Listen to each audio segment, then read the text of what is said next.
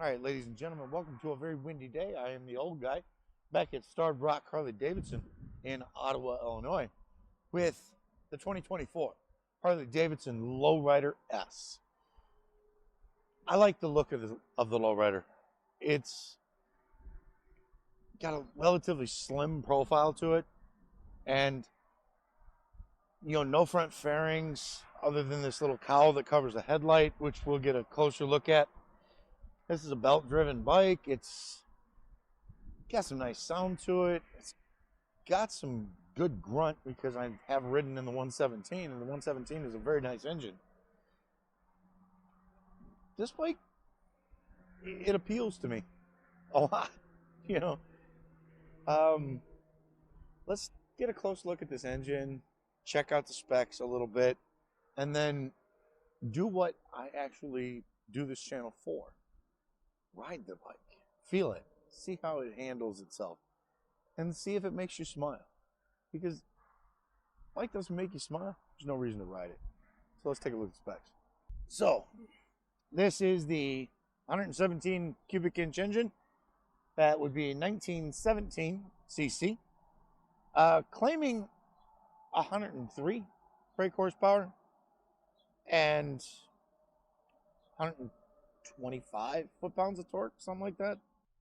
I've ridden the 117 before. It's a very torquey engine, and that's even in the bigger bikes. They kind of tune them a little bit differently depending on the platform that they're going into, but the torque pull is really, really solid, and that's what you're looking for in a Harley Davidson. All right, so up front we have an inverted non-adjustable front fork. This particular tire is a 110/90/19. You have dual front disc brakes, steel braided brake lines, 4-piston calipers, branded Harley Davidson. So in the back, got a 180/70/16 tire. This has a single rear shock with preload adjustability. You have a 4-piston caliper in the rear, and this is a belt-driven bike because Harley. There's not a lot of chain-driven bikes on Harley. Check seat height, which claims 27 inches. This is also claiming a wet weight of 679 pounds. It doesn't feel very heavy for a Harley, anyway, because there are Harleys that weigh 800-900 pounds. From a rider position, like I mentioned, this has more of a mid-control setup than forwards, which puts you out here, about where the brake would be. My knee is a little bit above the tank where it would hit. Rider triangle is nearly completely upright, so nothing to complain about there. I'm sure it's going to be very comfortable. So let's take it out on the road, get a little ride on it, and see what kind of an emotional response this bike can bring. Special thanks to Starved Rock Harley Davidson for letting us get a chance to take this out. Let's throw a leg and get a sound check. I do apologize for the wind today.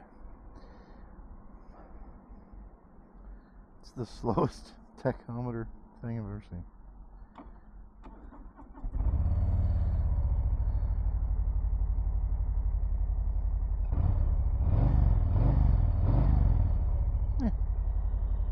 It's a little quiet, but sounds like Harley. Just to start off, I feel just a little cramped on it, just a little bit. I feel like I want my feet to be a little bit more forward than they are.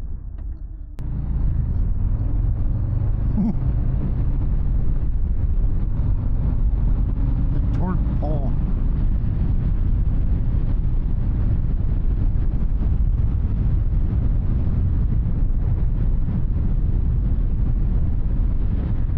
Suspension, I'm hitting these bumps on purpose. Suspension's pretty good, solid.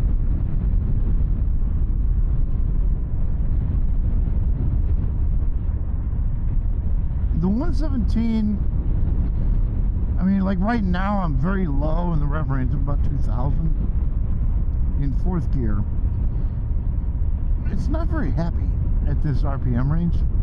You know, it really does. It wants to be above about 2,500. You got a little bit of vibration in the pegs at 2,800 RPMs in third gear. I mean, it's noticeable vibration, actually, coming through my boots. It's just worth noting.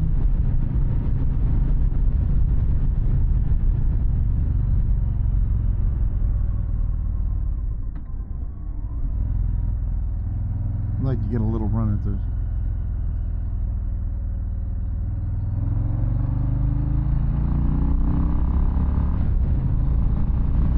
Engine starts to wake up around 4,000, like 37.5.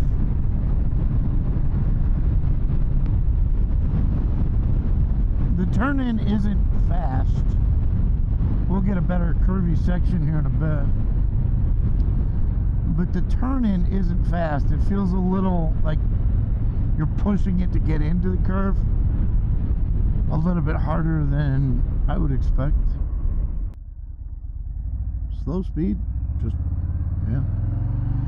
It's very stable. But that torque, on-off torque pull throttle,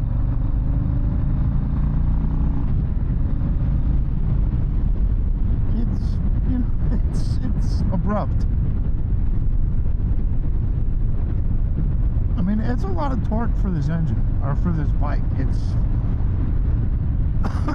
I know it's heavy, it's 680 pounds, let's just say, but 123 foot-pounds of torque is a lot of torque, and it's very, very low in the rev range when that torque starts to kick in,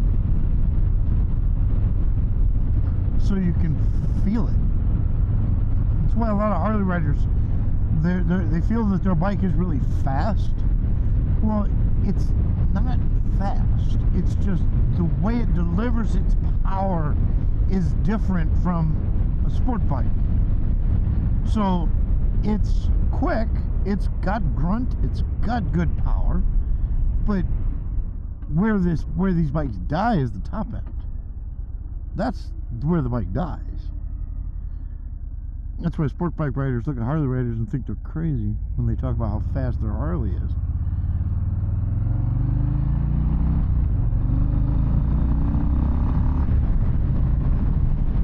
See, that feels fast on a Harley. It really does. It feels fast because there's so much torque pull. Your body is getting pushed back because of it, so you feel like you're going so much faster than you actually are. They're not slow though. Don't get it twisted. They're not slow. It's just different. And there's nothing wrong with that. Harley Davidsons are beautiful, wonderful pieces of machinery. And if you're a sport bike rider, you appreciate a certain level of speed and power delivery. But I would challenge you to just to take a Harley Davidson out and just experience the different level of torque power delivery than what you're used to.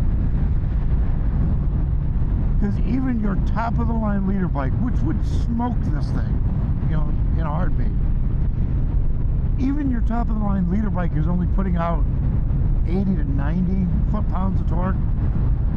So, and you have to get, Jesus, 11, 12,000 RPMs on certain bikes to even get to peak torque. So you have this different power delivery level on the bike. So it's just one of those things. Every bike should be able to be appreciated by someone who loves riding. You know, it may not be the bike for you. You may not personally want to buy it, but appreciate the fact that somebody will love that bike. And that's the most important thing. More people are riding. I don't care if you're riding a Grom. I don't care. Ride. It's beautiful. Look at this. It's beautiful. Very windy though. the nice thing about a heavier bike though in the wind. Yeah. Cruise control, baby.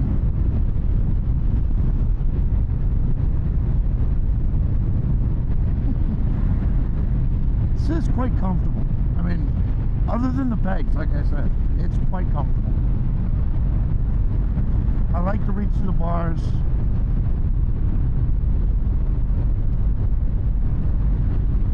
It's very relaxed.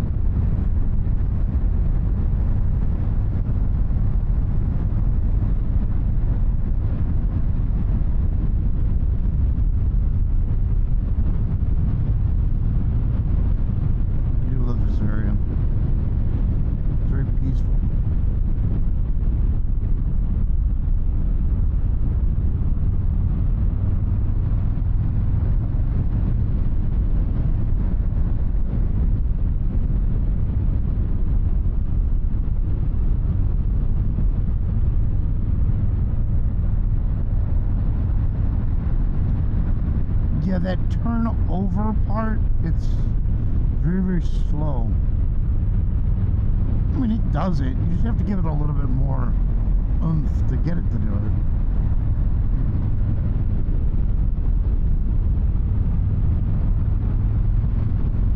But once it's there, yeah, it's really nice. This bike is just simple, and for a Harley, I mean, 20K is 20K. That's a lot of money. There's a lot of bikes you can buy for 20K. But the cool factor of this bike for me, it's a very cool motorcycle. It's very good looking. I don't know. It's rideability. It's very stable. Oh Lord.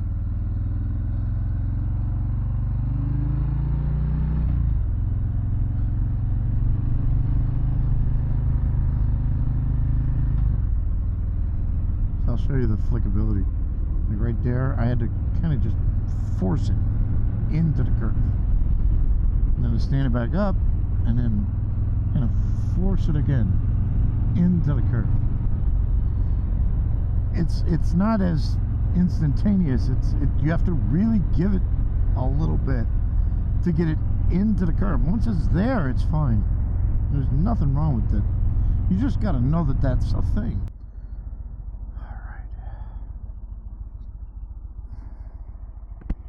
There you have it, ladies and gentlemen. 2024 Harley Davidson Lowrider S. The power delivery on the bike is really, really nice. It's comfortable. It's kind of relaxed yet kind of aggressive riding position. It's kind of a middle ground, honestly. It's, yeah.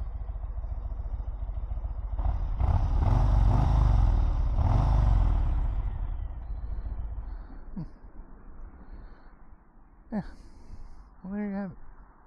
Special thanks to Starved Rock Harley Davidson for letting me take this out. I greatly appreciate it. It helps get more people seeing bikes, and that's the allure of this channel, is to get more people seeing motorcycles. And that's what I want. I want more people on bikes, riding bikes. So if you are like that and that's how you feel, please like, subscribe, and share this channel with everybody so we can get more asses in seats. Alright, everybody, stay safe, and as always, enjoy the ride.